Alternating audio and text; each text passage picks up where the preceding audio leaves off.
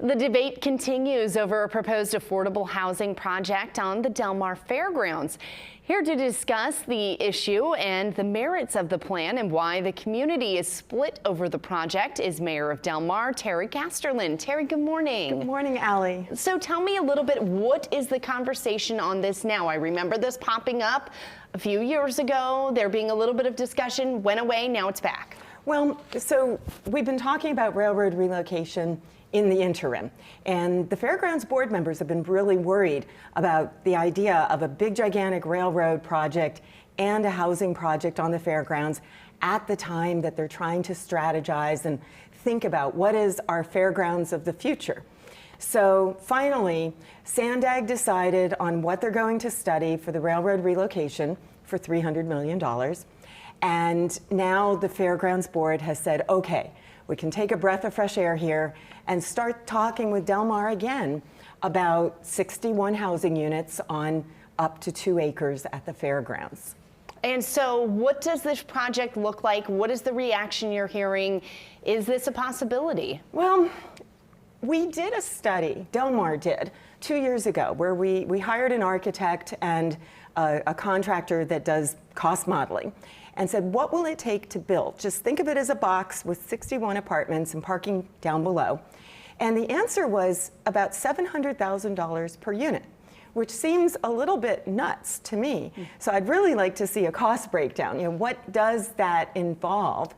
But let's accept 700,000 times 61 units.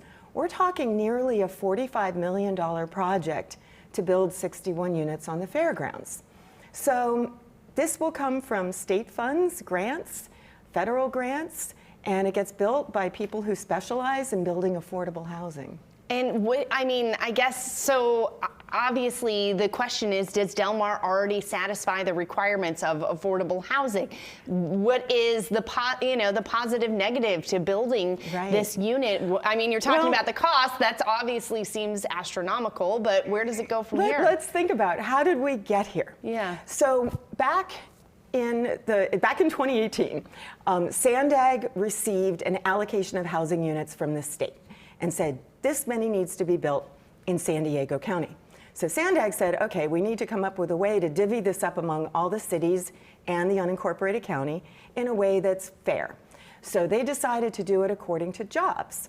So Del Mar has about 2,000 year-round jobs. You know, we're a tiny city, 2.2 square miles. The fairgrounds has over 2,000, nearly 2,500 seasonal jobs, including jobs that are 3-day jobs, for example, at a 3-day concert event. Sure. Every one of those jobs was counted by Sandag as equal to a year-round 365-day job, say, in Sorrento Valley. So Del Mar's housing allocation was double what it would have been because of the seasonal jobs on the fairgrounds. Well, Del Mar said, okay, we got to go talk to the fairgrounds, because that is the only open space that's not wetlands, fragile coastal bluff, and even the fairgrounds, a lot of it is in a flood zone. So, but you can build in a flood zone as long as you put things elevated so that if a flood happens, it's not a disaster. Okay, so what happens next? Well, what's happening now is Del Mar is continuing to talk to the fairgrounds. The fairgrounds gave 2 possible locations for Del Mar to think about. And now that'll be the starting point of what can really go there, how can it happen. And the goal is to try to break ground by 2030. So 5 more years of figuring this out and then start building. Okay, well, Terry Gaasterland will continue to have the conversations, see what ends up happening. We appreciate your time and coming in this morning.